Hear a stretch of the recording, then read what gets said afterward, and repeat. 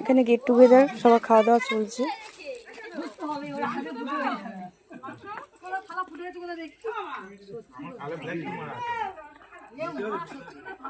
এই যে আসছে মাসির মেয়ে, ও পাঞ্জাবে থাকে, ওই ইনভাইট করেছে আমাদের। বাবা রসগোল্লা নিয়ে আসছে, নতুন করে রসগোল্লা। আর এখন এটা মেজো মামির বাউন্ডারি পড়ে গেছে, ওদিকে আছে ছোট মামা, এদিকে মেজো মামার ঘর হচ্ছে। এখন একটু অন্যরকম হয়ে গেছে চারিদিকে। ছোটবেলার স্মৃতিটাই আলাদা সত্যি।